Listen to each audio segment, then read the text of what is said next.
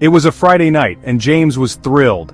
His parents were going out, leaving him and his older brother Calvin home alone. Calvin was 15 and usually too cool to hang out with his little brother, but tonight was different. Tonight, they were having a guys' night in. The living room was their kingdom for the night. Blankets were strewn across the floor, ready for a makeshift fort. The latest video game was loaded, promising hours of digital adventure. A bowl of popcorn sat temptingly on the coffee table, its buttery aroma filling the air.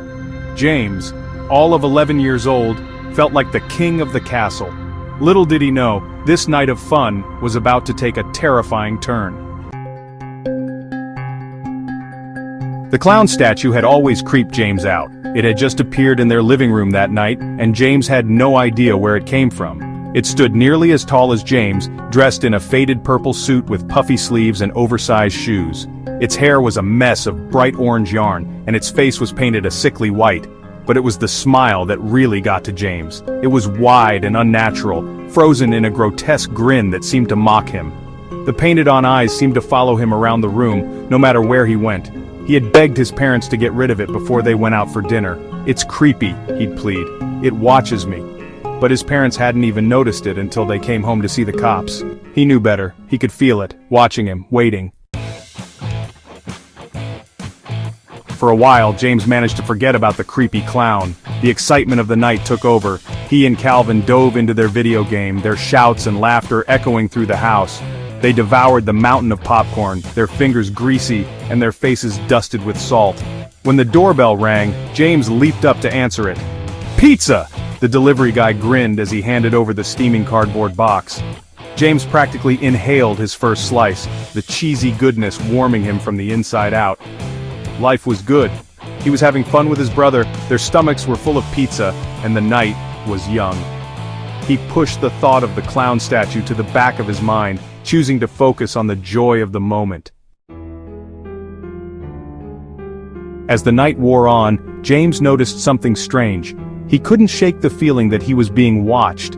He kept glancing nervously over his shoulder, half expecting to see someone standing in the shadows, but there was no one there. Then he realized what it was. The clown statue was gone. It was no longer in its usual corner. He scanned the room, his heart pounding in his chest. Where could it have gone? "Calvin," he said, his voice trembling slightly, "where's the clown?" Calvin, engrossed in his video game, barely looked up.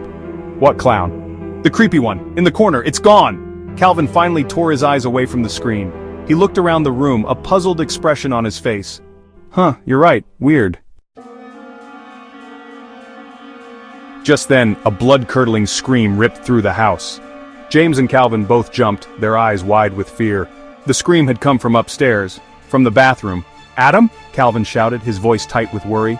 Adam was their little brother, fast asleep in his crib. Another scream, even louder this time. It was definitely Adam, and he sounded terrified. Calvin didn't hesitate. He dropped his game controller and sprinted out of the living room, taking the stairs 2 at a time. James, his heart racing, scrambled after his brother. They found Adam standing in his room, his face pale and streaked with tears. He was pointing a trembling finger towards the corner of the room. "Clown!" he wailed. "Scary clown!" And that's when James saw it. The clown statue. It was no longer in the corner downstairs. It was here, in Adam's room, its grotesque grin even more menacing in the dim light. But that wasn't the worst part. The clown was moving, its head was twitching, its painted-on eyes darting back and forth between the two brothers. Then it took a step towards them, its oversized shoes thudding softly against the carpet. "Run!" James screamed, his voice cracking with terror. He grabbed Calvin's arm and they bolted out of the room, slamming the door shut behind them. They raced downstairs, their hearts pounding in their chests. James could hear the clown banging against Adam's bedroom door, its muffled thud sending shivers down his spine. They had to get help. "Call 911, Calvin yelled, his voice breathless. James's fingers fumbled with the phone, his mind racing. He finally managed to dial the emergency number and shakily explained the situation to the operator. "Stay on the line," the operator said calmly. "Help is on the way." But help couldn't come soon enough. James could still hear the clown upstairs, its relentless banging growing louder by the second. He huddled closer to Calvin, his eyes darting nervously towards the stairs. Suddenly the banging stopped. An eerie silence descended upon the house. James held his breath, listening intently. He could hear the sirens in the distance, but they still seemed so far away. Then they heard it. A soft thud from the hallway. Then another, and another. It was the sound of the clown's footsteps, slowly descending the stairs. James and Calvin exchanged a look of pure terror. The front door was just a few feet away, but so was the clown. They were trapped.